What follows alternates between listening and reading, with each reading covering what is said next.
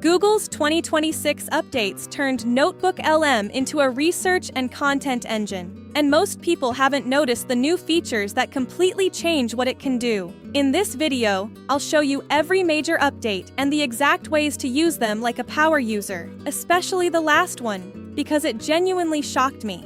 Before we jump in, make sure you subscribe and turn on notifications so you don't miss the next tutorials. I'm consistently breaking down the newest AI tools and workflows that save you hours and help you create smarter. Before we get into the updates, let me quickly explain why NotebookLM matters so much right now. We are in a moment where AI tools are multiplying faster than anyone can track, and most of them are solving problems that do not really exist. NotebookLM is different because it solves a very real problem that every researcher, student, writer, and professional deals with constantly. How do you make sense of a massive amount of information quickly without losing the nuance and context? That has always been the core promise of NotebookLM, and the 2026 updates have pushed that promise into completely new territory. So let us talk about what actually changed. The first major shift in 2026 was how NotebookLM handles source integration. Previously, you were essentially limited in how many sources you could load into a single notebook before the quality of responses started to degrade noticeably. The team at Google clearly heard the feedback from power users because they significantly expanded the capacity and improved how the system processes relationships between multiple sources simultaneously.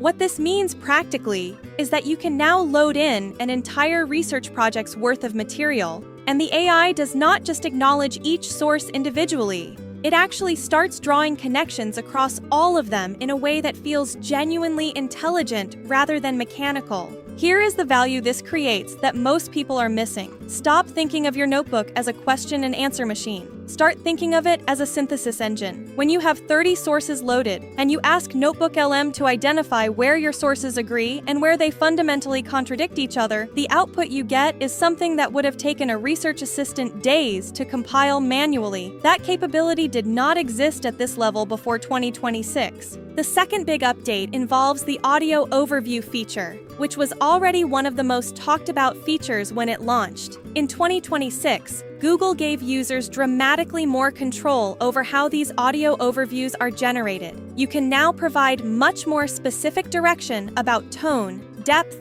focus areas, and even the format of the conversation between the two AI hosts. This sounds like a small quality of life improvement, but it fundamentally changes what you can use audio overviews for.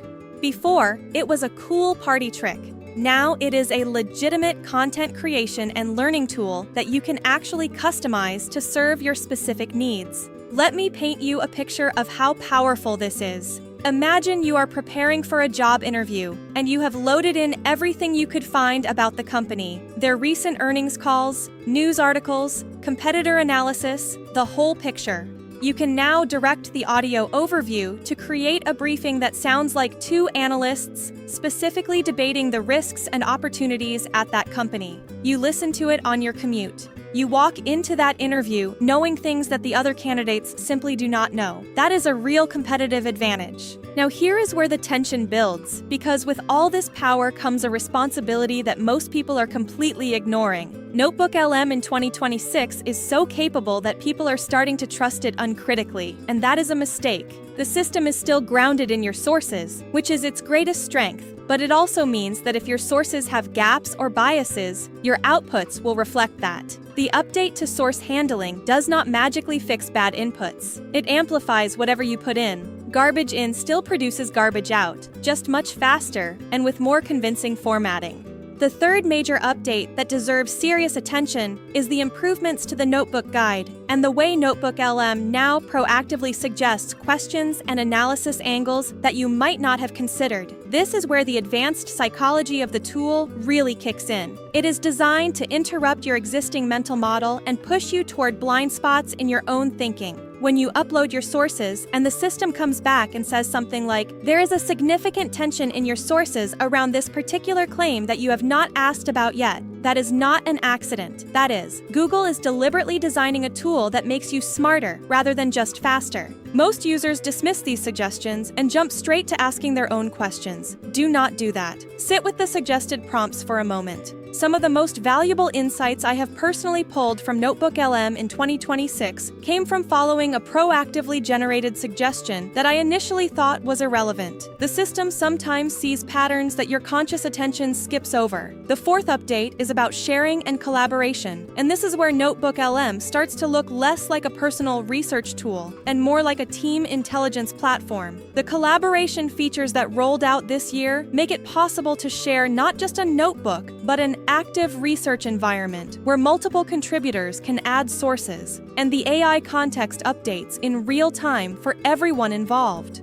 For teams conducting competitive research, academic collaboration, or journalism, this is a significant shift in how collective knowledge work can be done. Think about a small newsroom trying to cover a complex, ongoing story. Every reporter on the beat can contribute sources, transcripts, documents, and public records to a shared notebook. When any one of them needs to understand the full picture quickly, they are not starting from scratch. They are querying a shared intelligence layer that gets richer every time someone adds to it. That workflow did not really exist in a tool this accessible before these updates. Here is the payoff moment I promised you at the start. The update that genuinely changed how I work is the improved integration with longer context windows and the way NotebookLM now handles multi-step reasoning tasks. You can now essentially give the system a complex, multi-part analytical challenge, and it will work through it in stages, showing you its reasoning process rather than just handing you a conclusion. For anyone doing serious research or writing, this is the difference between a tool that gives you fish and one that teaches you to fish, catches the fish, and explains the ecosystem. The practical application here is that you can use this to stress test your own arguments before you publish them, present them, or defend them. Load in your own draft alongside your sources and ask NotebookLM to identify the weakest points in your reasoning. The updated system is significantly better at doing this, honestly, rather than just telling you what you want to hear. So, where does this leave you going forward? NotebookLM in 2026 is not the same tool that launched and got everyone excited a couple of years ago. It has matured into something that genuinely rewards sophisticated use. The people getting the most out of it are not just asking better questions. They are building better notebooks, thinking more carefully about their source selection, using the synthesis and audio features for actual workflow integration, and treating the proactive suggestions as a collaborative intellectual partner rather than noise to skip past. NotebookLM in 2026 is no longer just a helpful research assistant. It's a full intelligence engine, but only if you use it the right way. The difference between average users and power users now comes down to how deliberately they build their notebooks, how they structure their sources, and how seriously they take the system's insights. If you apply what you learned today, you won't just work faster. You'll think sharper, write stronger, and build smarter systems around your research and content creation.